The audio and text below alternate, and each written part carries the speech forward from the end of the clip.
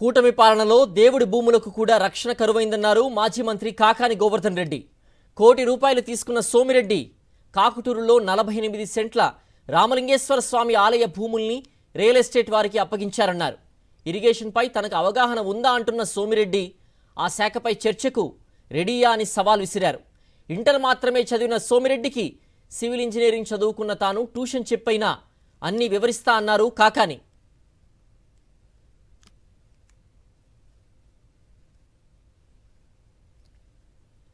దేవాదాయ భూముల ఆక్రమణలపై వెంటనే విచారణ జరిపి చర్యలు తీసుకోవాలని ఎండోమెంట్ ఆఫీసర్కు ఫిర్యాదు చేశారు. భజన చేస్తూ భక్తులతో కలిసి దేవాదాయ శాఖ ఆఫీస్ వరకు ర్యాలీ నిర్వహించారు. దేవుడా నీ భూములు కాపాడేదెవరయ్యా అంటూ పాటలు పాడుతూ నిరసన తెలిపారు.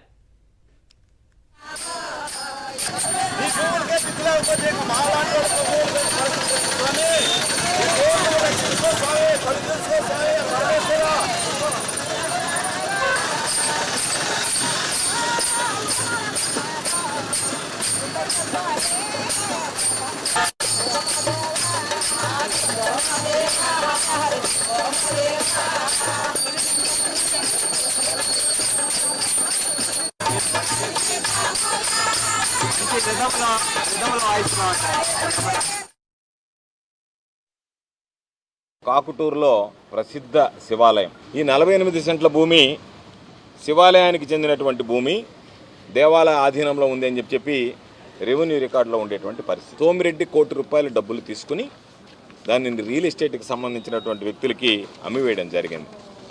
ఆ 48 సెంట్లలో వాళ్ళు వేసినటువంటి రోడ్డు కూటమి పాలనలో, కూటమి ప్రభుత్వంలో దేవుడి భూములకే ఎసురు పెట్టేటువంటి పరిస్థితి ఏర్పడితే ఈరోజు దాన్ని ఎవరు కాపాడాలా?